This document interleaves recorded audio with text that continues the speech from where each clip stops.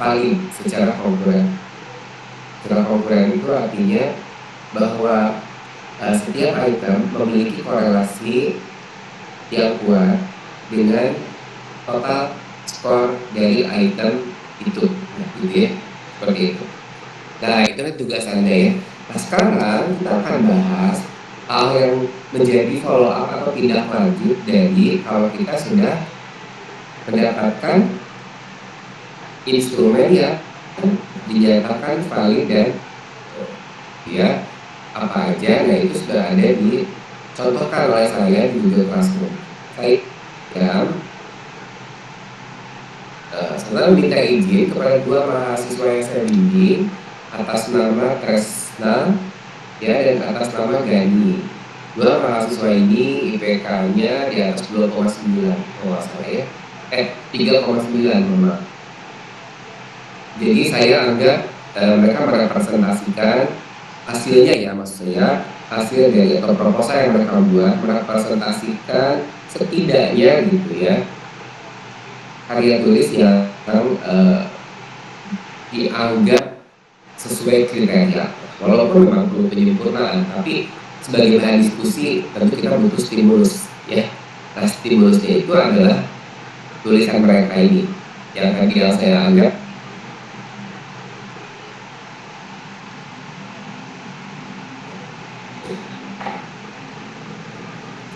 telah sesuai dengan kriteria pada saat ini ya. Mudah-mudahan tidak banyak yang harus kita rubah atau tidak banyak yang harus kita sesuaikan. Sekarang saya akan bagikan share screen dulu ya untuk materi yang kita akan pelajari ini.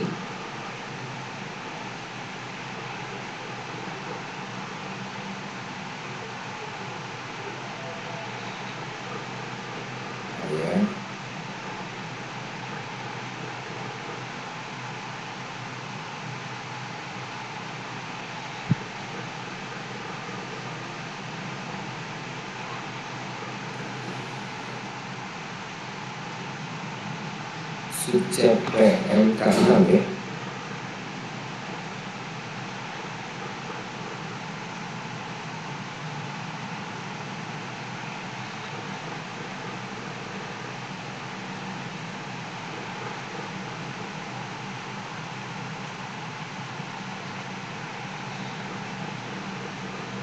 Ini kayaknya dari dulu ya, kayaknya simpan dulu yang ini agak berat, yang satu lagi dulu ya yang agak lebih ringan dulu.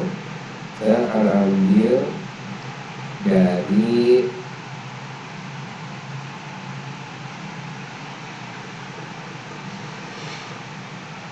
proposal riset pemasaran atas nama Tresna.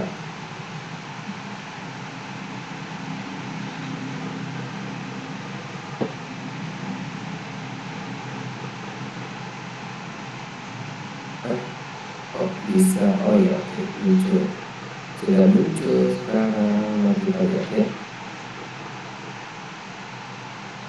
Itu aja.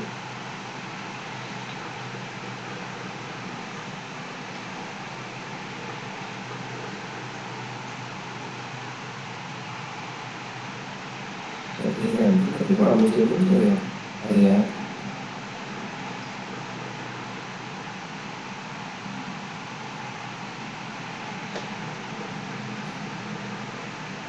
Kenapakah nggak muncul ya? Tidak gampang biasanya sama teknologi.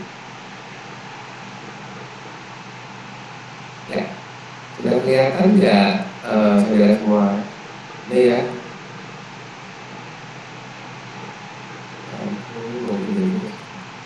Nah, kelihatan ya? Ya, Amanda bisa melihat dengan bagus dengan baik.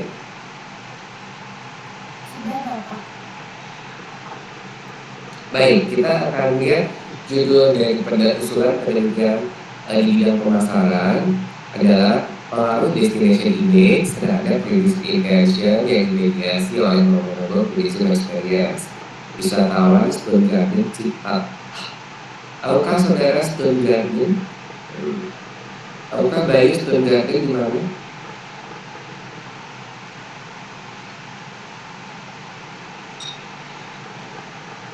Belum tahu, Pak. Nah, siapa yang udah tahu? Naufal tahu Naufal?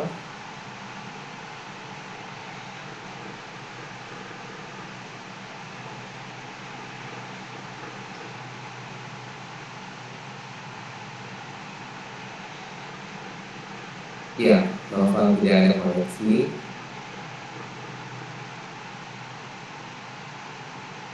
Oke, siapa yang tahu? Sudah ada di antara Anda? Ini habis nih.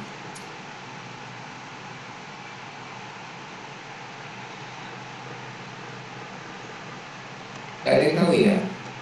Faris juga nggak tahu Faris. Stone Garden di mana? Tidak tahu, Pak. Oh, baiklah. Stone Garden itu secara geografis terletak di daerah atau kawasan Padalarang, menuju ke Kabupaten Bandung Barat. Padalarang itu Kabupaten Bandung Barat ya, menuju ke arah barat ya. Tepatnya sih pada ya kawasan Padalarang, kawasan di mana banyak sekali batu-batu, banyak sekali gunung-gunung karang, gunung-gunung kapur yang diperkirakan jutaan tahun lalu adalah bagian dari sebuah lautan sebenarnya. Jadi Bandung ini, Bandung Raya ini ya, bukan cuma kota Bandung, tapi termasuk kabupaten Bandung, dulunya adalah sebuah danau besar kan, danau raksasa ya, di jutaan tahun lalu, yang kemudian sekarang tidak lagi berbentuk danau, tapi sudah menjadi sebuah kota. Nah, kita mau lihat bagaimana penelitian dilakukan dan mengapa harus di tempat yang saya maksud, yaitu Stone Garden Cikarang. Nama mahasiswa yang mengusulkan penelitian ini adalah Pradana Sandana. Mereka angkatan 2017 dan baru lulus di eh, bulan Februari lalu kalau tidak salah, sidang di bulan Februari lah. Oke. Nah, beberapa informasi penting yang perlu anda yang perlu anda pelajari, yang akan kita diskusikan hari ini, terdiri atas latar belakang masalahnya, kemudian identifikasi masalahnya, maksud dan penelitiannya, kegunaan penelitiannya, kerangka pemikirannya, metode penelitian, dan lokasi serta awal penelitian. Ini gambaran nih bagian latar belakangnya itu ada yang gambar yang gambar di sebelah kanan ya. Itu adalah bagian dari pemandangan di mana objek penelitian ini dilakukan. Objek penelitian, objek yang dinilai dalam penelitian ini, gitu ya. Baik, kita mulai dari rancangan usulan penelitian yang sekian dari sini. Mbak Haris, bisa dibantu nggak membaca?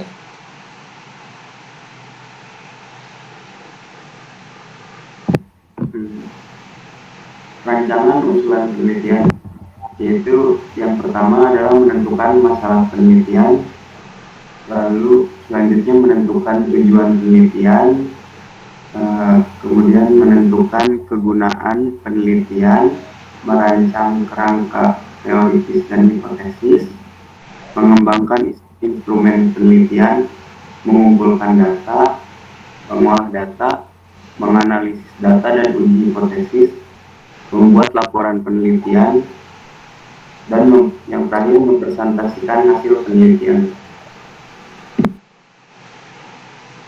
Iya. Jadi ya langkah-langkah kerja yang sebagaimana kita juga sering jelaskan. Paris, kalau mau di mana, di posisi atau di langkah yang mana, tahap yang mana, Paris harus menetapkan karakteristik respondennya atau karakteristik sampel penelitian.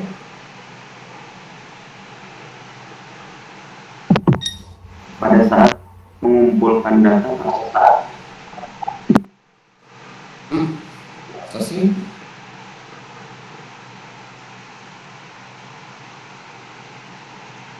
yang betul. Nah, masa saat mengumpulkan data baru diketahui siapa sampelnya?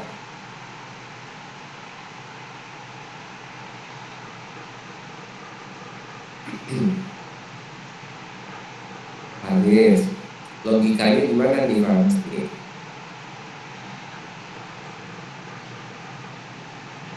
bisa bantu Faris coba. Kapan dalam tahap yang mana karakteristik sampel harus dilakukan?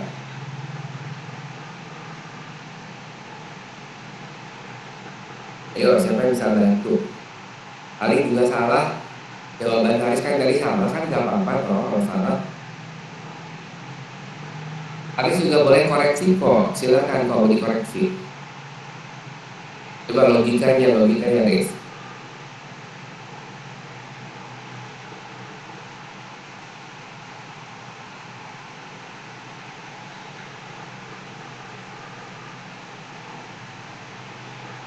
Sorry ya, I ask your permission to take a little bit food because I didn't have time to break in between the class. After my first class in the morning, and then I have a class at 10 o'clock with you. So I have to drink a cup of coffee and, well, a bit of something like sweets just to motivate myself to be positive and to enjoy teaching or together with you. Ya baik, boleh ya?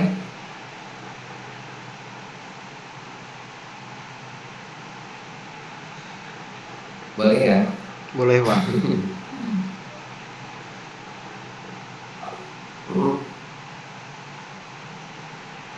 Kalau saya sempat tadi nggak saya akan juga karena tadi nggak sempat, jadi kayaknya saya butuh asupan sedikit biar semangat ketemu bayi. Oke deh, kalau gitu. Paris belum ada ide nih, jadi Amalia aja deh kalau gitu. Sebenarnya ini langkah yang mana sih penetapan karakteristik responden itu? Pada saat membangun instrumen penelitian, bukan Pak? Nah, saat membangun instrumen penelitian atau sebelumnya? Sebelum menciptakan instrumen, kita harus tahu dulu siapa yang kita tuju. Nah, ya kayak teori komunikasi lah, sama. Jadi sebelum kita itu membangun pesan, memilih media, tentu kita harus tahu dulu untuk siapa pesan itu, betul nggak? Jadi artinya responden itu harus diketahui lebih dulu. Jadi bukan pada saat kita bikin instrumen, kemudian respondennya baru didefinisikan, bukan. Tapi kalau responden itu mestinya ditetapkan lah gitu ya, karakteristiknya terlebih dahulu. Jadi kalau kita lihat tahapannya itu di mana posisinya tuh? Di antara kerangka teori dan hipotesis sama apa? Sama pengembangan instrumen penelitian, di situ posisinya itu, ya. Nggak kelihatan ya di sini ya, tapi faktanya memang begitu, tidak terlihat di sini tapi ada. Jadi kalaupun kalian mau menambahkan satu kotak sendiri ya boleh-boleh aja sih. Jadi di antara merancang kerangka teori dan hipotesis itu ada satu tahap, yaitu melakukan atau menetapkan karakteristik responden dulu. Nah, kalau karakteristik respondennya udah jelas, baru deh kita bikin instrumen penelitian. Kenapa? Karena salah satu dari pertimbangan seorang peneliti saat membuat instrumen penelitian adalah karakteristik responden itu sendiri. Coba Faris saya tanya ya, kalau kamu mau minta uang buat sekolah, buat jajan, itu lebih gampang sama siapa? Sama ayah atau sama ibu? Ibu, Pak. Sama ibu, baiklah. Berarti kalau itu bukan berarti kalau minta sama ayah nggak dikasih juga kan? Iya, dikasih juga Pak kalau sama ayah. Ya, baik. Pertanyaan saya adalah, kalau kamu sadar bahwa ibu lebih mudah memberikan sesuatu yang kita inginkan daripada ayah, berarti ada strategi dong yang harus dibuat oleh Faris untuk melakukan pendekatan kepada ayah atau kepada bunda, ibu atau ayah gitu, yang berbeda, betul nggak? Iya Pak, betul. Nah, saya pengen kamu ceritain sedikit aja supaya kita bikin analogi ya, analoginya. Strateginya seperti apa kalau mau minta uang sama ibu? Maksudnya strategi gimana Pak? Cara komunikasi. Maksudnya gini aja deh, lebih gampang mana mempersiapkan mempersiapkan langkah-langkah komunikasi dengan ibu atau langkah-langkah komunikasi dengan ayah? Kalau minta uang ke ibu tuh bisa bilang buat apa adanya gitu Pak. Jadi kayak biar apa ya, gak usah pakai kayak harus ada ngebohongnya gitu. Tapi kalau sama ayah harus kalau sama ayah harus pakai cara sedikit dulu. Faris, kamu apa ngomong apa? Kenapa harus ada kemasan bohongnya? Kenapa? Karena kalau sama ayah kalau kita uang buat yang nggak penting juga nggak dikasih Pak. Kamu lagi minta yang nggak penting, ya nggak dikasih lah ya, gimana toh yang bisa-bisanya. Jadi kan itu, jadinya akhirnya kamu berbohong untuk supaya dikasih, padahal nggak penting. Eh, oke, baik. Saya mau tanya gini, berarti kalau begitu strategi, jadi sama ibu bisa lebih jujur daripada sama ayah gitu ya. Iya Pak. Ayahnya dengar nggak di situ? Kayaknya sih benar Pak. Eh, Awas ya, kamu berbohong lagi ya. Gak boleh. Tuh lihat Bayu tuh, orang Bayu itu, aduh ya, itu contoh yang baik. Dia anak yang soleh ya, nggak pernah bohong sama orang tua. Minta uang apa adanya, jangan pakai ditambah-tambah. Buat sekolah ya buat sekolah, kalau buat jalan-jalan ya buat jalan-jalan. Gitu. Baiklah. Nah, saya mau bilang begini maksud saya ya. Berarti komunikasi itu pesan yang kita buat, maksudnya pemilihan media yang kita nanti akan gunakan sangat bergantung pada karakteristik siapa yang akan diajak berkomunikasi. Setuju nggak dengan saya? Kalau tidak begitu, nggak akan efektif komunikasinya. Nah, pertanyaan saya sekarang, kalau buat instrumen penelitian dengan tidak melibatkan pemahaman kita peneliti tentang siapa responden kita, bakal sukses nggak penelitiannya? Ulang ya pertanyaannya. Kalau kita membuat instrumen penelitian, ya, tanpa mempertimbangkan karakteristik responden kita, jadi kumaha urang weh, terserah saya gitu. Bakal sukses nggak penelitiannya? Tidak. Ya, jawabannya nggak akan sukses karena kita berfokus ke diri kita, ya. Jadi kita itu berfokus ke diri peneliti sendiri, bukan berfokus kepada diri orang yang bakal kita libatkan dalam penelitian. Jadi supaya sukses, ya Faris harus pelajari dulu secara psikologi siapa ayahnya, secara karakteristik kepribadian siapa ibunya, sehingga kemudian ketika menetapkan pesan maka akan lebih disesuaikan untuk karakteristik personal atau karakteristik psikologi dari orang-orang yang akan kita ajak untuk terlibat di dalam suatu aktivitas tertentu. Gitu. Makanya mengapa harus ada uji validitas? Ayo, apa? Uji validitas konstruk, uji validitas isi. Salah satunya adalah mempertimbangkan aspek empiris dari karakteristik objek yang dinilai dan juga dari karakteristik responden supaya pernyataan-pernyataan yang kita buat itu semua dipahami oleh responden sehingga terhindar dari apa yang disebut dengan cheating by number atau CBN. Kan saya udah bilang ya berkali-kali, kalau responden mah bisa menjawab di apa, kasih contreng-contreng setuju tidak setuju, tapi kan bisa asal-asalan kalau mereka nggak paham. Nah, asal-asalan itulah yang membuat jadi CBN. Ngerti ya? Untuk menghindari CBN, kita wajib memahami siapa responden kita secara demografi, juga secara geografi. Ya, karena apa? Karena akan berhubungan dengan culture, berhubungan dengan latar belakang pendidikan dan seterusnya, gitu ya. Semua akan jadi kompleks. Baik, paham ya? Nah, jadi sekali lagi ya, Novi, Nur Fadil. Kalau kita lihat lagi rancangan usulan penelitian, di mana posisi Anda untuk menetapkan karakteristik responden?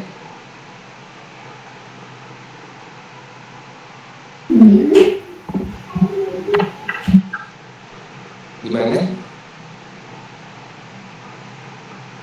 Iya Pak, Di mana dong?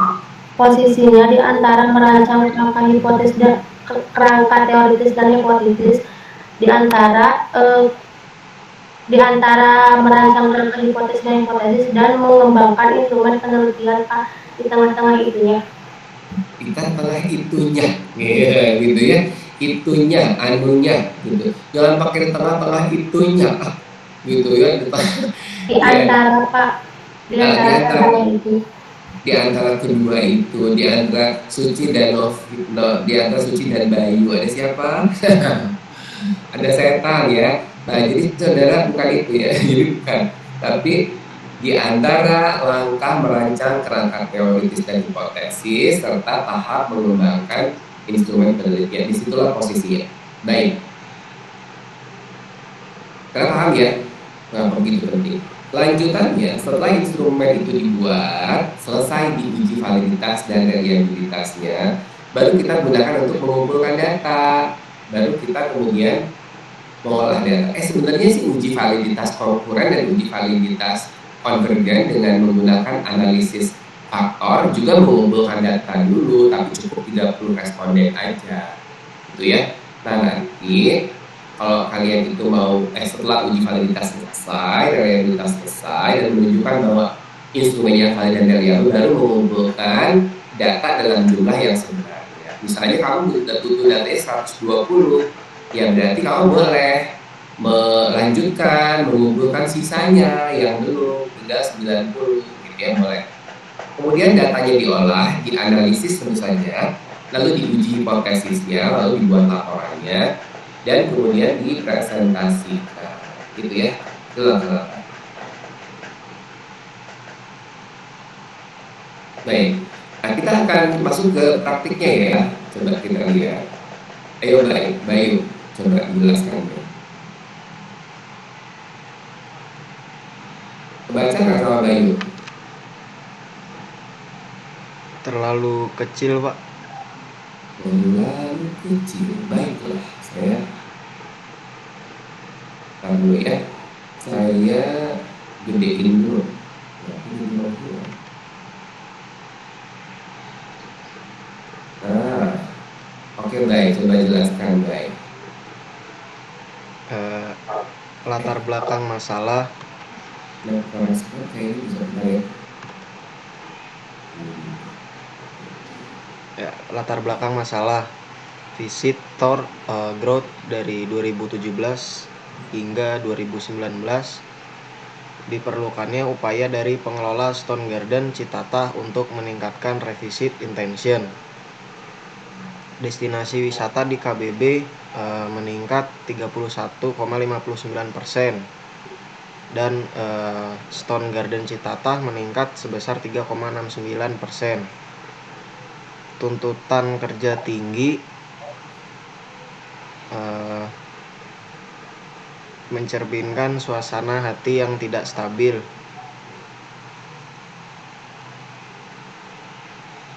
Wisata juga mencerminkan dari solusinya gitu.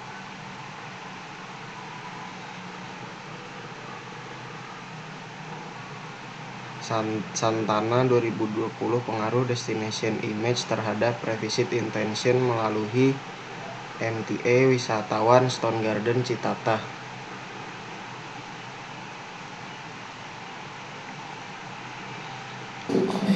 Bayu, kalau di latar belakang penelitian itu, Bayu masih ingat harus minimum ada apa yang harus disampaikan oleh kita? Apa yang disampaikan kita minimalnya gitu dalam sebuah latar belakang penelitian? Masih ingat kan aturan ilmiahnya gitu, prinsip-prinsip ilmiahnya?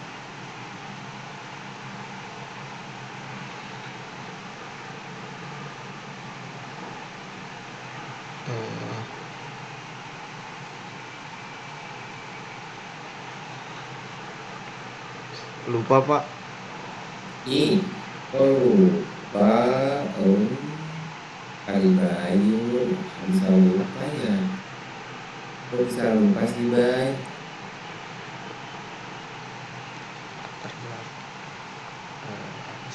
Coba dengerin saya ya. Sama-sama semuanya harus ingat kembali. Eh, Sebuah penelitian ya itu harus dimulai dari ditemukannya Masalah. ya. Iya, betul. Dan masalah itu harus dirumuskan. Yang kita sebut sebagai rumusan masalah. Ngerti kan? Nah, kalau nggak ada masalah yang kemudian dirumuskan dalam bentuk rumusan masalah tadi, ya kita nggak melakukan riset dong. Karena tidak ada masalah, tidak ada solusi yang kita akan tawarkan. Paham ya? Jadi, kita harus memulai dari menemukan masalah yang diformulasikan atau dirumuskan dulu, supaya kita bisa bilang bahwa penting untuk dilakukan penelitian sebagai langkah untuk menemukan solusi atas masalah itu. Jadi penelitian sendiri adalah tahap atau proses yang panjang gitu ya, proses yang panjang yang melibatkan peneliti yang tujuan akhirnya adalah memberikan solusi atas masalah itu, gitu. Nah, kita lihat di sini ya implementasinya. Karena kalian udah pernah bikin tugas dan sudah benar gitu dulu bagaimana cara memformulasikannya itu. Jangan lupa lagi ya. Terkait dengan penelitian Tresna, diketahui bahwa kunjungan wisatawan ke KBB itu gitu ya, selama tahun 2017, 2018 sampai 2019 itu tumbuh sebesar 31,59% rata-rata ya dalam 3 tahun. Tapi ternyata gitu kunjungan wisatawan ke Stone Garden juga tumbuh, tapi jauh di bawah rata-rata kunjungan wisatawan ke Bandung Barat. Nah, berarti Stone Garden ini sebagai sebuah objek wisata atau destinasi wisata yang sebenarnya gitu memiliki daya tarik khusus atau tersendiri yang unik yang tidak dimiliki oleh tempat wisata lain, itu mengalami ketertinggalan dalam hal kunjungan dibanding dengan tempat-tempat wisata lain di Kabupaten Bandung Barat. Nah, selisih yang 28% itu kan sebetulnya adalah sebuah persoalan yang harus dikejar gitu loh oleh pengelola destinasi Stone Garden. Gimana caranya agar mereka bisa mengimbangi kunjungan wisata lain ke tempat-tempat lain. Bagaimana membuat agar wisatawan yang ke KBB itu nggak cuma datang ke tempat wisata lain, tapi juga datang ke Stone Garden. PR bukan? PR ya. Nah, oleh karena itu perusahaan harus tahu bagaimana ya solusinya. Ya nggak tiba-tiba kling ya ayah solusinya gitu, ada tiba-tiba dalam imajinasi kita tuh solusi, nggak bisa. Tapi kan harus lewat suatu proses riset dulu untuk tahu apa sih faktor-faktor yang menyebabkan wisatawan itu mau berkunjung ke Stone Garden. Itu yang kita harus gali supaya nanti pihak pengelola dapat melakukan upaya terutama untuk meningkatkan kualitas dari penyebab meningkatnya kunjungan wisatawan ya, terutama dalam hal ini adalah kunjungan kembali wisatawan yang udah pernah ke sana. Gitu. Paham ya? Kita sebut sebagai revisit intention, minat untuk berkunjung kembali gitu. Karena masalahnya ini adalah minat berkunjung kembalinya yang ternyata menunjukkan angka yang jauh lebih rendah dibanding dengan rata-rata kunjungan kembali wisatawan ke destinasi lainnya di KBB. Begitu. Nah, ini tempatnya bagus ya. Kalau kita lihat itu nggak baik. Tempatnya bagus ya. Iya, Pak. Kayaknya Bayu sering lewat juga. Kan kamu rumahnya di Karawang. Kalau lewat tol itu kan daerah-daerah khas yang antara sekitar Padalarang menuju ke arah barat, terus ke arah Purwakarta atau ke arah mana. Kalau kita lewat tol itu kan daerah khas itu kelewatan, kelihatan dulu.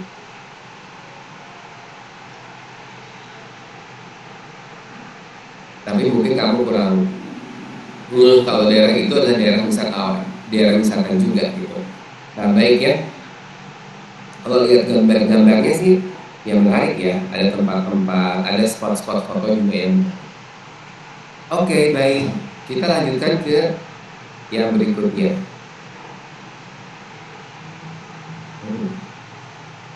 Tidak gampang ya kalau mengubahkan slide. Ini berat itu atau gimana ya, susah banget untuk pindah. Oke.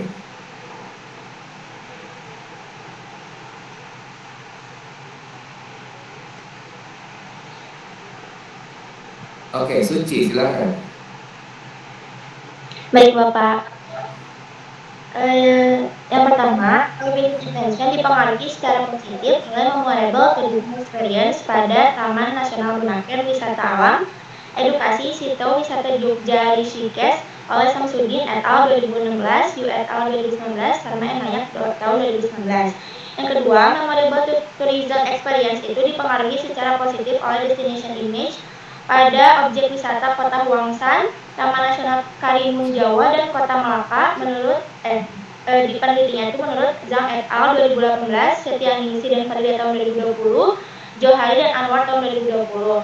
Yang ketiga, deficit intention dipengaruhi secara positif oleh destination image pada objek wisata Pulau Sabang, Kota Taiwan, dan Provinsi Bariapung Tau oleh Prayogo dan Kusuma Wardani tahun 2016, Kim 2018, Giao et al. 2020. Penelitian yang dilakukan oleh Enawadi dan Putra tahun 2020 pada objek wisata Orchid Forest Cikole Lembang menunjukkan bahwa memorable tourism experience itu dapat memediasi pengaruh destination image terhadap revisit intention. Di mana di sini ada variabelnya, ada destination image, memorable tourism experience, sama revisit intention. Judul penelitiannya yaitu pengaruh destination image terhadap revisit intention yang dimediasi oleh memorable tourism experience wisatawan Stone Garden Citata. Nah, itu yang terakhir itu penelitian yang dibuat oleh saya itu telah dibuat di salah satu jurnal internasional juga ya, Suci ya. Iya. Nah, ini adalah justifikasinya ya untuk membuat judul. Lanjut. Nah, tadi kan kalau tadi udah masuk latar belakang penelitian, tugas Anda merumuskan masalah dan menjustifikasi judul penelitian berdasarkan hasil menelaah artikel-artikel yang sudah dibuat di jurnal-jurnal ilmiah ya. Oke. Nah, sekarang kita lihat identifikasi masalah ini ada 4. Apa aja, Suci? Silakan. Yang pertama, ada apakah destination image itu berpengaruh positif terhadap memorable tourism experience wisatawan Stone Garden Citata? Yang kedua, apakah destination image ini berpengaruh positif terhadap revisit intention wisatawan Stone Garden Citata? Yang ketiga, apakah memorable tourism experience berpengaruh positif terhadap revisit intention wisatawan Stone Garden Citata? Dan yang keempat, apakah memorable tourism experience ini berperan dalam memediasi pengaruh destination image terhadap revisit intention wisatawan Stone Garden Citata? Jadi kalau di sini ada 3 variabel dengan simbol X, Y, Z. Yang pertama mempertanyakan hubungan X dengan Y, yang kedua X dengan Z, yang ketiga Y dengan Z, yang keempat peran dari Y untuk memediasi hubungan X dengan Z. Itu ya. Ya, oke baik. Nah, sekarang kita lanjutkan ya.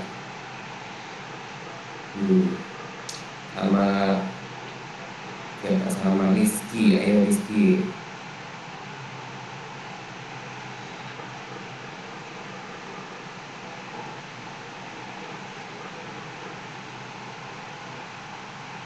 Rizky nggak ada ya? Ada Pak, baik Pak. Untuk selanjutnya tujuan penelitian. Tujuan penelitian itu maksudnya dulu. Oh iya, maksudnya dulu Pak.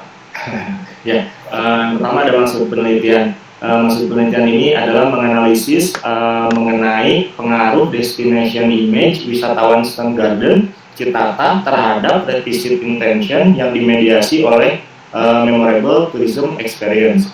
Kemudian untuk tujuan penelitiannya, yang pertama untuk menganalisis pengaruh destination image terhadap memorable tourism experience wisatawan Stone Garden Citata. Yang kedua, untuk menganalisis pengaruh destination image terhadap revisit intention wisatawan Stone Garden Citata. Yang ketiga, untuk menganalisis pengaruh memorable tourism experience terhadap revisit intention wisatawan Stone Garden Citata. Dan yang terakhir, untuk menganalisis peran memorable tourism experience dalam memediasi pengaruh destination image terhadap revisit intention wisatawan Stone Garden Citata. Nah, kalau tadi kan pertanyaan bentuknya ya, karena identifikasi masalah berisi pertanyaan penelitian. Nah, kalau tujuan penelitian berisi tentang poin-poin apa yang kita akan capai dari penelitian kita. Nah, istilah menganalisis ini menjadi penting karena tugas dari peneliti adalah salah satu di antara tahapannya adalah analisis. Anda masih ingat kan, data itu dikumpulkan, data itu diolah, dan data itu dianalisis. Nah, analisis data itu dalam rangka untuk uji hipotesis. Jadi tujuannya adalah untuk menganalisis pengaruh destination image terhadap memorable tourism experience. Begitu seterusnya, gitu ya. Nah, dari hasil analisis itulah kita bisa menguji hipotesa kita yang kita usulkan. Baik ya, kita akan lanjutkan lagi. Sampai dengan sini pertanyaan nggak?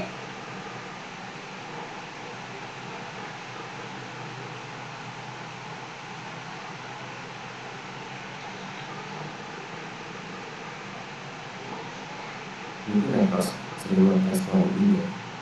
Baik, Chris, dilanjutkan coba. Baik, untuk selanjutnya di sini ada kegunaan akademis.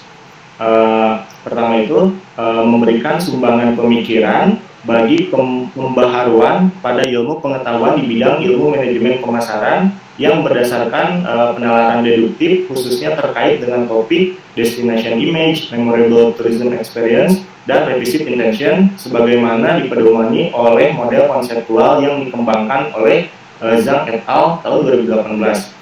Yang kedua, hal yang membedakan dari penelitian sebelumnya yaitu objek yang lebih spesifik berupa destinasi wisata Stone Garden Citata yang terletak di Kecamatan Cipatat sehingga berdampak pada penentuan karakteristik sampel yang berbeda. Kemudian penelitian ini juga mengusulkan pengukuran pengaruh variabel destination image terhadap revisit intention yang tidak dilakukan oleh peneliti sebelumnya. Dan penelitian ini dibatasi dengan hanya meneliti karakteristik populasi pada wisatawan Nusantara yang mengunjungi Stone Garden Citata. Rizky, di situ Rizky bisa melihat ya bahwa dalam konteks kegunaan akademis kita harus berhasil mengungkapkan apa sih kelebihan penelitian kita ini dan apa keterbatasannya juga gitu. Nah, coba kita lihat apa kelebihan penelitian ini.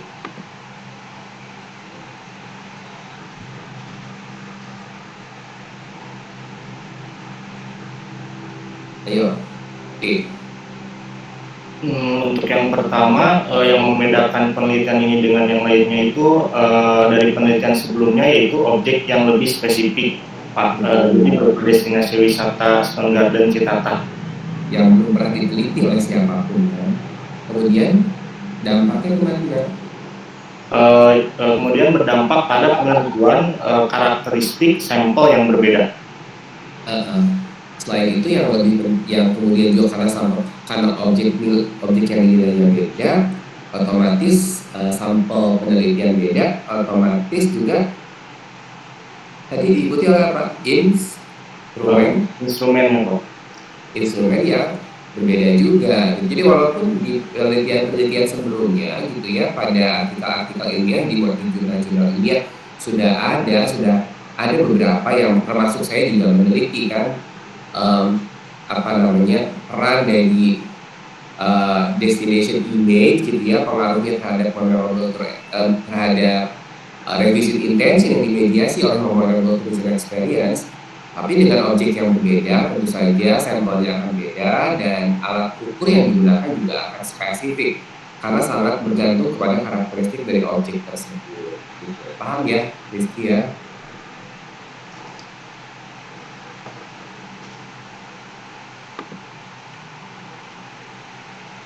Ya, ada pertanyaan sampai sini?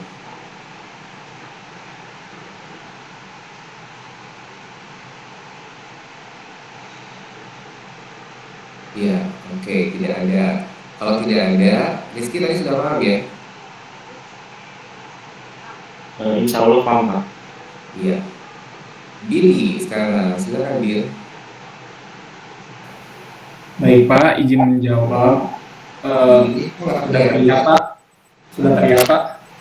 Sudah kelihatan sekarang. Takutnya nggak kelihatan Pak. Baik Pak. Billy sama Rizky kayak adik. Baik Pak, kegunaan praktis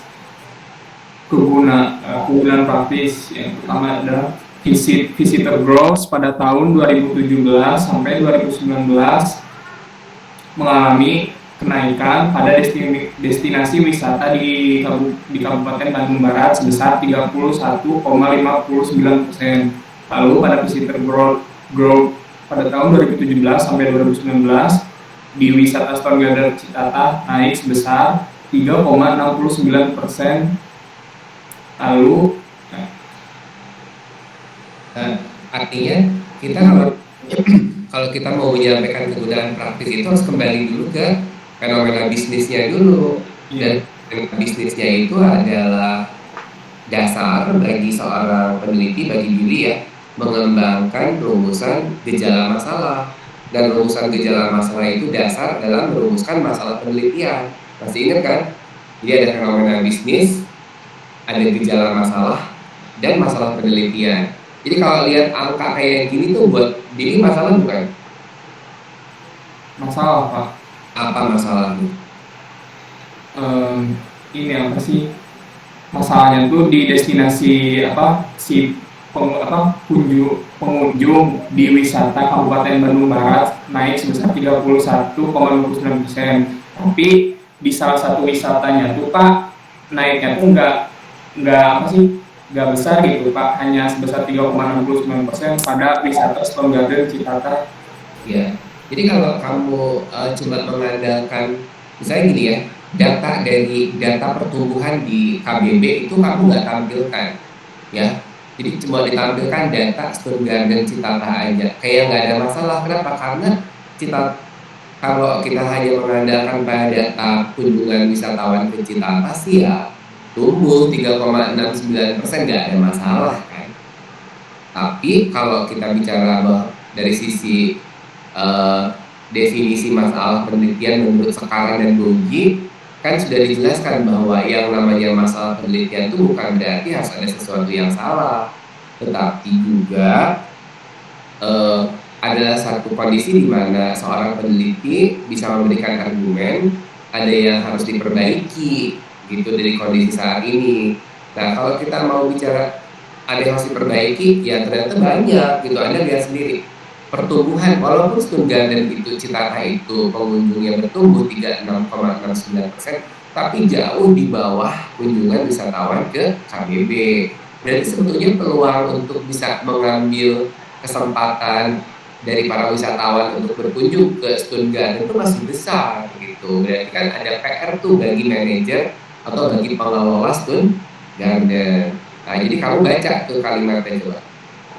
Baik Pak, yaitu memberikan kontribusi praktis bagi pengelola destinasi wisata Stone Garden Citata serta destinasi wisata yang serupa di Kabupaten Bandung Barat untuk dijadikan sebagai dasar informasi dalam rancang strategi pemasaran serta untuk memperoleh pengetahuan baru terkait peran memorable tourism experience dalam memediasi pengaruh destination image terhadap defisit intention. Pengelola destinasi wisata Stone Garden Citata dapat berupaya meningkatkan destinasi image untuk mendorong peningkatan memorable tourism experience yang diikuti oleh peningkatan defisit intention mengacu pada model konseptual. Nah, iya itu kalau kita bicara kegunaan praktis, nanti hasil penelitian Anda bermanfaat bagi pengelola Stone Garden. Tapi kalau balik ke slide sebelumnya ya, nah kesini kegunaan akademis itu lebih kepada bahwa riset kita itu harus memberikan manfaat bagi pengembangan ilmu pengetahuan. Kita harus bisa membedakan antara hasil riset sebelumnya dengan riset kita sekarang, gitu ya. untuk kegunaan akademis dalam rangka pengembangan ilmu pemasaran. Tapi kalau kegunaan praktis harus ditujukan kepada pengelola objek wisata gitu, atau destinasi wisata, atau objek yang dinilai dalam hal ini. Paham ya sampai dengan sini?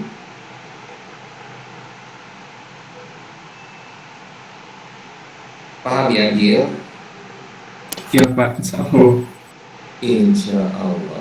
Baik, kita masuk ke sini. Oke, Mulfa. Kita masuk ke kerangka pemikiran, Mulfa. Iya Pak, kerangka pemikiran. Menurut Zhang et al. 2018, destination image adalah sejumlah keyakinan, ide, dan kesan yang dimiliki oleh wisatawan terhadap destinasi wisata. Menurut Kim et al. 2012, memorable tourism experience didefinisikan sebagai pengalaman pariwisata yang diingat secara positif setelah aktivitas wisatawan tersebut berlangsung. Menurut Wu et al. 2018, revisit intention adalah kesediaan wisatawan untuk mengunjungi kembali destinasi wisatawan yang sama di masa depan dan juga kesediaan wisatawan untuk merekomendasikan kepada orang lain. Lalu hipotesis 1, destination image berpengaruh positif terhadap MTI. Kim 2014, Zhang et al. Memorable tourism experience. Kim 2014, Zhang et al. 2018, Zohari dan Anwar 2020, Setianingsi dan Farida 2020 menghasilkan hipotesis 1, destination image berpengaruh positif terhadap memorable tourism experience. Lalu destination image berpengaruh positif terhadap revisit intention. Pratiningsi 2014, Chloe et al. 2017, Timur 2018, Ahlunazak dan Abror 2019, Foster dan Siddhartha 2019, Trung dan Khalifa 2019, Cham et al. 2012, sehingga menghasilkan hipotesis 2, destination image berpengaruh positif terhadap revisit intention. Memorable tourism experience berpengaruh positif terhadap revisit intention. Mahzar et al. 2015, Utama 2019, Mahzar 2019, Wong et al. 2019, sehingga menghasilkan hipotesis 3, memorable tourism experience berpengaruh positif terhadap revisit intention. Yang terakhir, memorable tourism experience mampu memediasi hubungan antara destination image terhadap revisit intention. Zhang et al. 2018, Ernawadi dan Putra 2020. Hipotesisnya, memorable tourism experience berperan dalam memediasi pengaruh destination image terhadap revisit intention. Nah, Ulfa ngerti nggak bagaimana kerangka pemikiran itu dibuat? Sama dengan apa yang Anda pernah kerjakan dulu pada saat terus membuat kerangka pemikiran dan hipotesis juga, sama ya?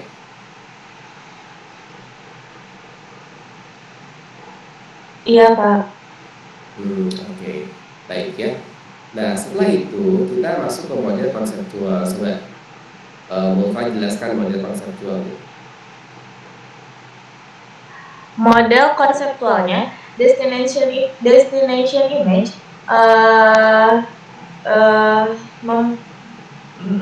mempengaruhi destination image terhadap memorable tourism experience berpengaruh secara langsung atau tidak langsung ya kepada revisit intention. Kalau berpengaruh langsung ke revisit intention dia H2. Tapi kalau berpengaruh tidak langsung melalui memorable tourism experience itu H4 gitu ya. Ngerti ya? Iya Pak. Jadi kalau lihat model konseptual itu yang dibaca hipotesisnya. Jadi hipotesis 1 menunjukkan ada pengaruh positif destination image terhadap memorable tourism experience. Hipotesis 2 menunjukkan pengaruh destination image terhadap revisit intention. Hipotesis 3 menunjukkan memorable tourism experience pengaruhnya terhadap revisit intention. Dan yang terakhir yang keempat itu menunjukkan adanya pengaruh destination image terhadap previous intention yang dimediasi oleh apa, Mbak? Memorable tourism experience. Betul sekali. Nah, sampai dari sini Anda paham atau ada yang mau tanya dulu?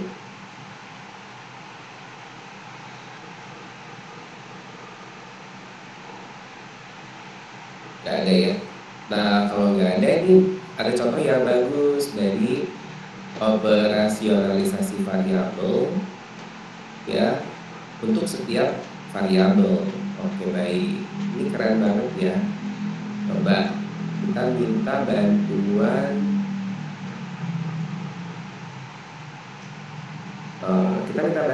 dari siapa? Dari Amalia aja boleh ya? Amalia ya.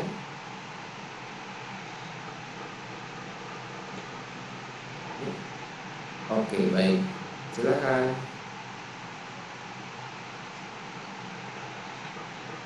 Ya Pak, operasionalisasi variabel untuk memorable tourism experience. Yang pertama adalah daya ingat tentang keindahan pemandangan destinasi. Yang kedua, daya ingat tentang keramahan petugas destinasi. Yang ketiga, daya ingat tentang keamanan Mbak Amalia, kenapa destinasi. nggak share image dulu? Kok langsung ke MTS? Oh maaf Bapak, di sini saya bacanya dari handphone, soalnya nggak kebaca. Ya Pak, ulangi lagi ya Pak. Destination image yang pertama, keindahan pemandangan destinasi. Yang kedua, keramahan petugas destinasi. Yang ketiga, keamanan destinasi. Yang keempat, kebersihan destinasi. Yang kelima, kenyamanan destinasi. Yang keenam, kesujukan destinasi. Yang ketujuh, kualitas fasilitas publik. Yang kedelapan, kemudahan akses. Yang kesembilan, keindahan batu kars. Yang kesepuluh, keberagaman flora dan fauna. Dan yang terakhir adalah kelestarian destinasi wisata. Selanjutnya, untuk pandangan kedua, ya Pak. Amalia, coba kita lihat ya. Di sini ada, kalau keindahan pemandangan destinasi kan berlaku umum ya, mau ke pantai, mau ke gunung, mau ke danau, mau ke hutan, mau kemana bisa ditanyakan, betul nggak?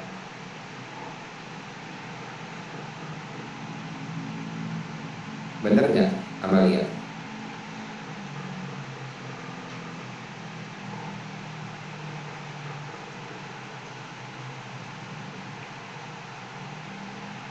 Betul, Pak. Nah, sekarang pertanyaan saya, kalau kita lihat ya, keindahan batuan kars, bisa nggak ditanyakan di pantai Pangandaran? Maksudnya, kalau objek wisatanya pantai Pangandaran, bisa nggak poin tersebut dijadikan sebagai item dalam kuesioner kita? Tidak, Pak. Ya, karena tidak relevan, di sana tidak ada kars. Kalau keragaman flora dan fauna bisa jadi bersifat umum, tergantung kalau ini adalah destinasi yang merupakan wisata alam gitu ya, tapi kan juga ada alam buatan. Nah, kalau ini kan wisata alam asli, masih relevan untuk dipertanyakan. Jadi yang tadi yang disebut sebagai bahwa instrumen ini bisa spesifik bergantung kepada objek yang dinilai dalam penelitian. Oke, MTE silakan.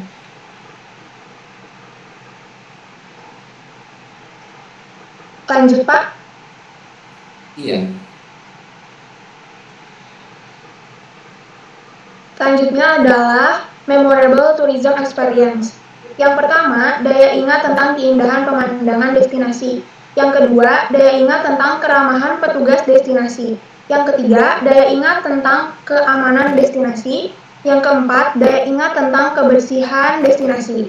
Yang kelima, daya ingat tentang kenyamanan destinasi. Yang keenam, daya ingat tentang kesejukan destinasi.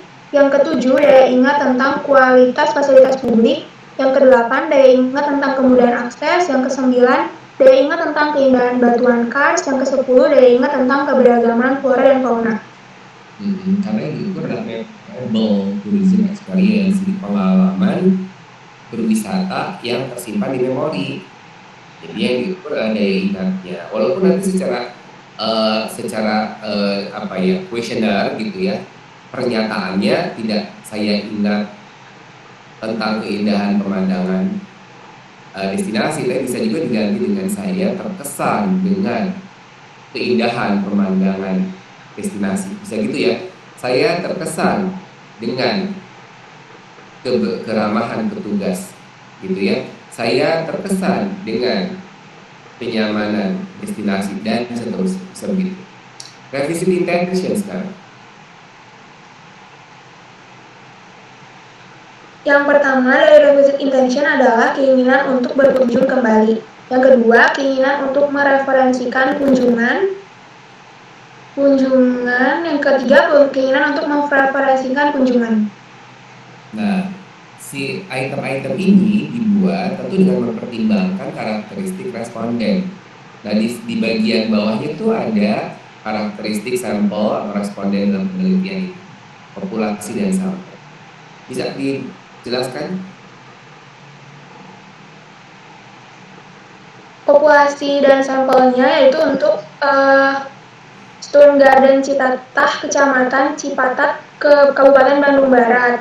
Dengan teknik penentuan sampelnya yang digunakan dalam penelitian ini yaitu menggunakan progressive sampling yang termasuk ke dalam non-probability sampling.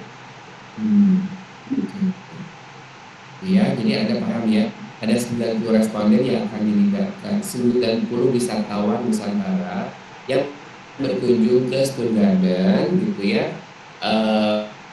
Yang kemudian penetapan tuan sampelnya itu dilakukan dengan purposive sampling.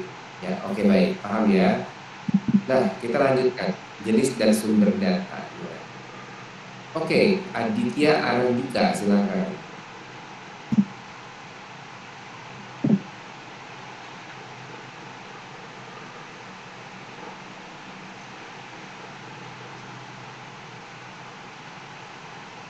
Kamu tuh blur ya, Kak. Wajahnya itu nggak kelihatan clear. Kenapa? Pakai apa tuh tadi? Din, suaranya nggak ada, nggak keluar suaramu. Oh, oke, baik. Gak apa-apa, kalau gitu kita ganti dulu ya, karena suaramu nggak ada, nggak terdengar maksudnya. Kita coba ganti dulu ya. Amanda Puspita Sari. Baik, Bapak.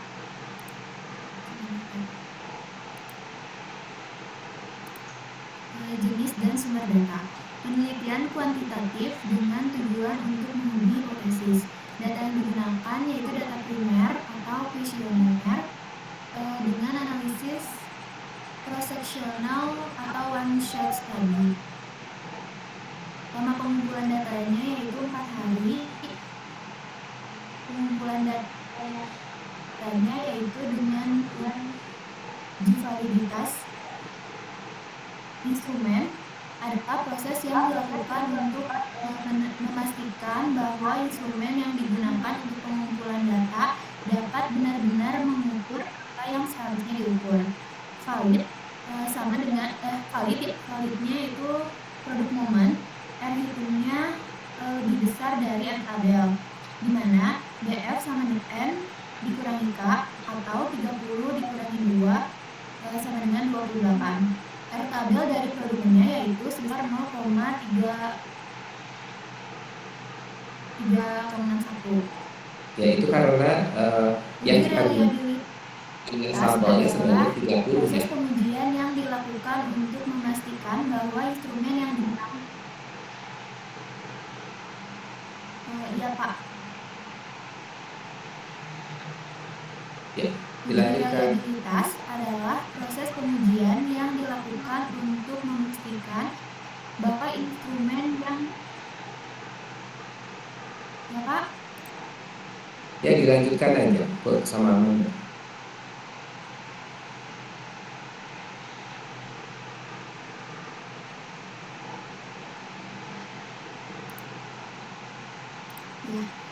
Uji reliabilitas adalah proses pengujian yang dilakukan untuk memastikan bahwa instrumen yang digunakan untuk mengumpulkan data bersifat konsisten dan stabil dalam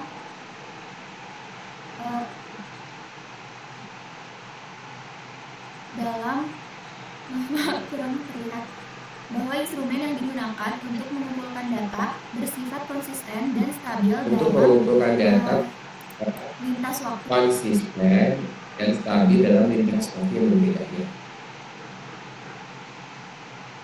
Ya Pak, kriteria penilaiannya yaitu batch alpha-nya lebih kecil dari 0,6, artinya tidak baik, 0,7 yaitu dapat diterima, dan 0,8 artinya baik. Ya, ya. Tapi di sini kita belum bisa menampilkan hasil ujinya kan, nanti hasil uji ditampilkan pada laporan penelitiannya ya. Iya. Nah, kita masuk ke teknik pengolahan. Nah, coba Rizky Aji Pratama. Rizky.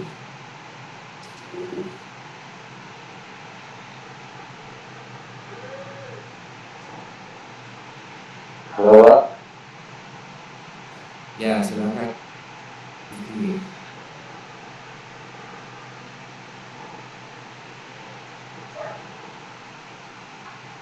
Teknik pengolahan data. Pemberian nomor kepada peserta responden untuk di dalam database. Itu yang satu.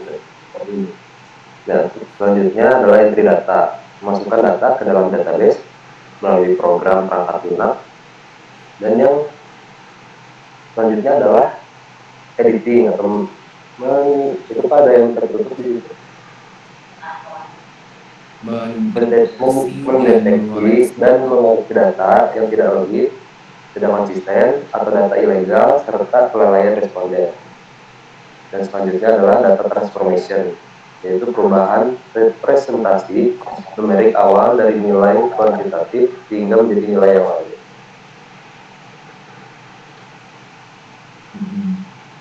Ya, jadi interpretasi data transformasi itu.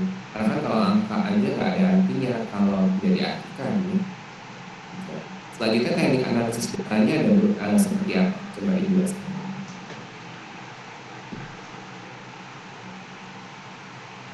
Kemudian untuk teknik analisis datanya seperti gimana? Kenapa? Sangat bergantung model. Jadi teknik analisis data ini sangat bergantung model penelitian yang diusul, model konseptual yang diusulkan tadi kan.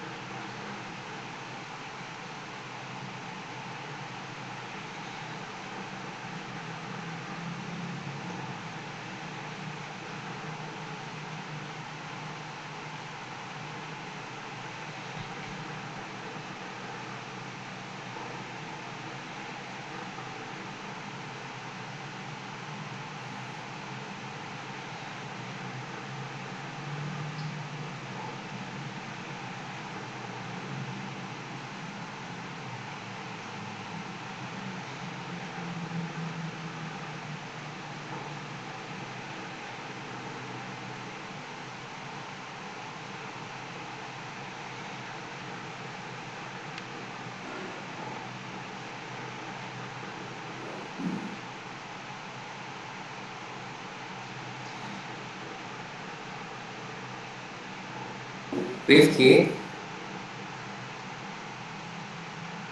Oke. Suci coba diangkat. Kita ganti dulu sama Suci deh, karena kamu tadi nggak terus. Baik Bapak. Untuk teknik analisis data, yang pertama memakai regresi sederhana di mana kesamaannya yaitu Y sama dengan A plus B1X. Yang kedua menggunakan regresi berganda di mana persamaannya yaitu Z sama dengan A plus B2X ditambah B3Y. Yang ketiga ada menggunakan uji Sobel.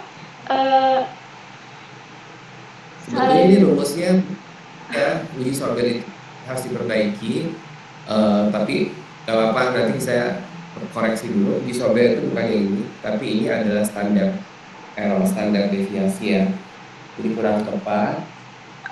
Oke. Ada uji Sobel itu untuk apa coba?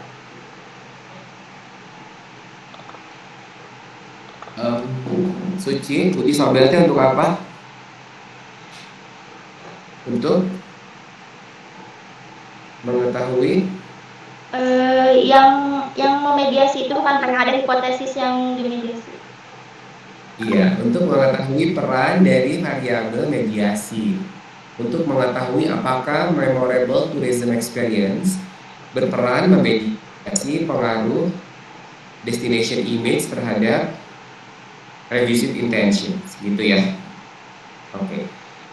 Nah, tentu saja untuk sampai ke situ, untuk sampai ke penguji teknik analisis data yang digunakan, ya, maksudnya sebelum analisis data dilakukan harus melalui uji asumsi klasik. Jadi posisinya kebalik ya. Uji asumsi klasik dulu, baru kita lakukan regresi sederhana, regresi berganda, dan uji Sobel. Jadi posisinya kebalik, kurang tepat. Baru uji hipotesis ya. Kalian perbaiki sendiri ya, nanti ini saya nggak sempat edit, tolong perbaiki lagi. Nah, Suci, saya mau tanya nih, kenapa sih ada regresi sederhana dan regresi berganda? Gitu. Jawabannya apa? Karena Pak, kan di penelitian ini menggunakan 3 variabel. Bukan itu jawabannya. Jawabannya ada di sini nih. Ini tanya selalu not responding aja, kenapa ya untuk yang satu? Nah, karena tergantung modelnya dan hipotesisnya. Coba ada lihat, hipotesis satu itu kan menguji pengaruh destination image terhadap memorable tourism experience. Otomatis dia akan menggunakan regresi sederhana. Nah, kalau Suci ingin mengetahui pengaruh dari destination, kalau ingin mengetahui revisit intention dipengaruhi oleh apa, lihat saja panah-panahnya.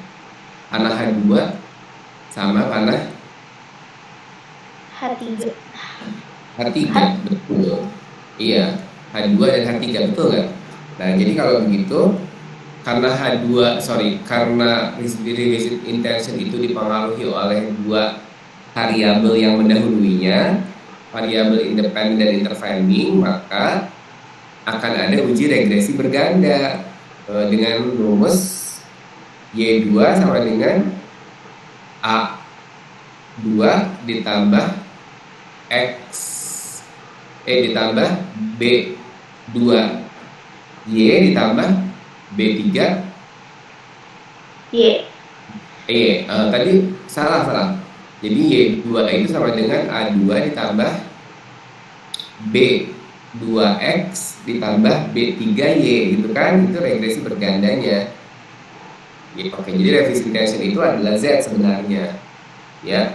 Tapi dalam rumus, kalau dalam formula regresi berganda kan udah biasa kita gunakan Z sama dengan, gitu kan? Kalau tadi Y sama dengan, kalau ini Z sama dengan, bukan Y2, mohon maaf, saya salah. Oke, baik.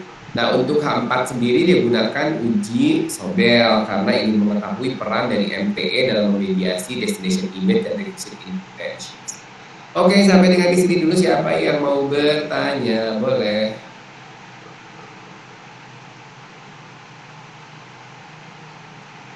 Ya, nah lokasi dan waktu penelitian ini nggak perlu dijelaskan secara lebih spesifik. Intinya ini sudah berlalu, dilakukan dari Oktober sampai dengan Februari 2021, jadi Oktober 2020 sampai Februari 2021, gitu ya, sampai sidang PA di bulan Februari 2021.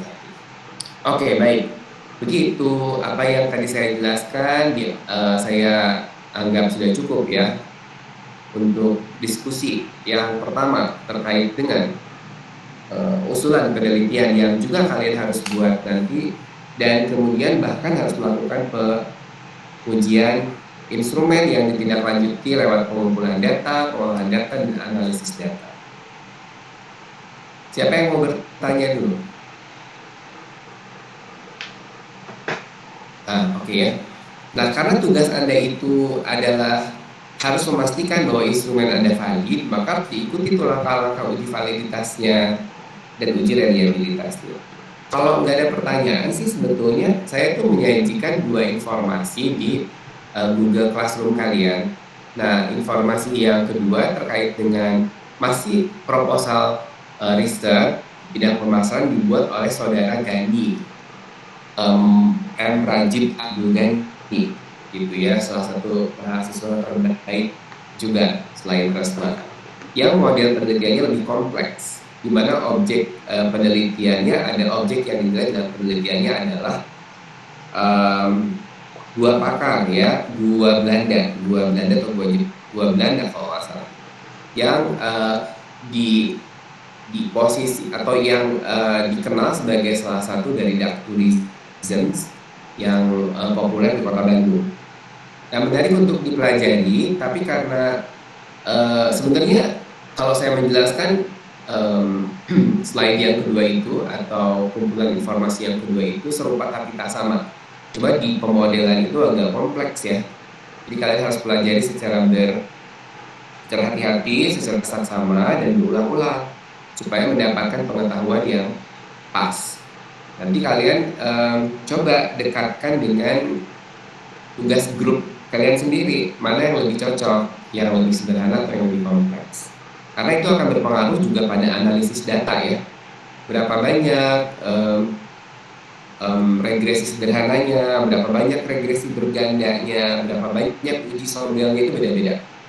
Nah, untuk yang usulan penelitian yang disampaikan oleh Gani itu lebih kompleks, maka analisis data pun juga lebih kompleks gitu. Oke ya. Nah, saya tampilkan hari itu yang sederhana dulu. Kalau ada pertanyaan boleh. Nah, kalau misalnya memang tidak, berarti kalian udah mulai harus minggu depan, 2 minggu dari sekarang, itu sudah mulai presentasi ya. Kalau minggu depan sih saya masih menyajikan hasil penelitian dari saudara Gani gitu, sebagai apa disebutnya, untuk memandu Anda bagaimana menyajikan hasil penelitian dengan contoh yang bagus gitu, yang sesuai dengan standar yang ditetapkan oleh kita. Nanti akan ditampilkan dulu pada minggu berikutnya. Nah, untuk minggu berikutnya lagi berarti minggu ke-12, minggu ke-11, ini minggu 10 ya. 10 ke-11 itu masih saya akan presentasi.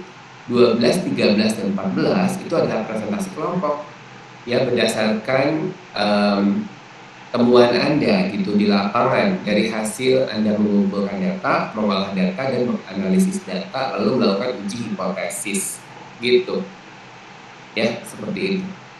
Mungkin tidak terlalu banyak sampai kepada pembahasan yang sifatnya harus ya, artinya validasi teori melalui uji hipotesa itu mudah-mudahan dipahami oleh saudara juga gitu. Nanti kita lihat contohnya pada saat saya akan menyampaikannya pada hasil risetnya Gani dulu. Oke, sampai di sini dulu. Siapa yang mau bertanya?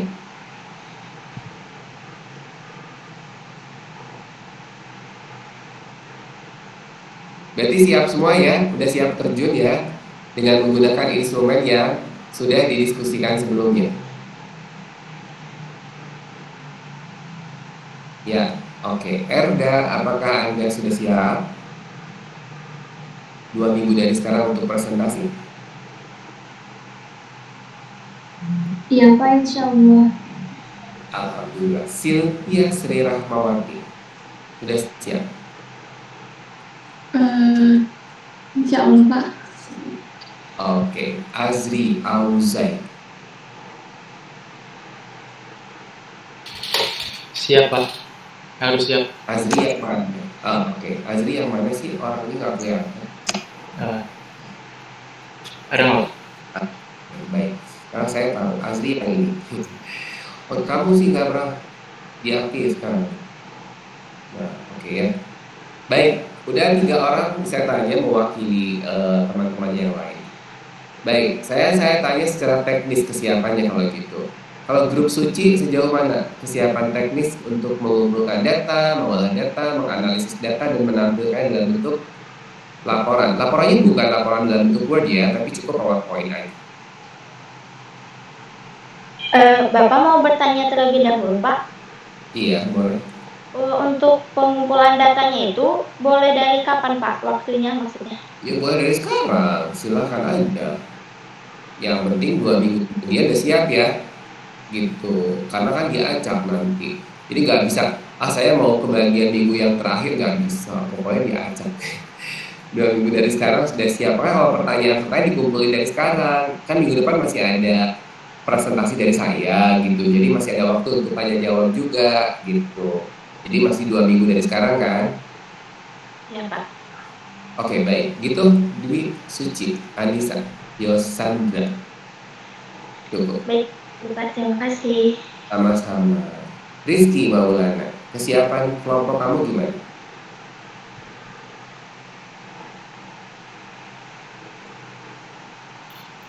Insya Allah Pak, nanti obrolin lagi sama anggotanya. Gitu. Baik. Jangan lupa ya, tampilannya sesuaikan. Nanti minggu depan saya akan tunjukkan tampilan dari laporan yang baik seperti apa gitu. Itu di minggu depan ya. Oke. Bayu, kelompokmu seperti apa?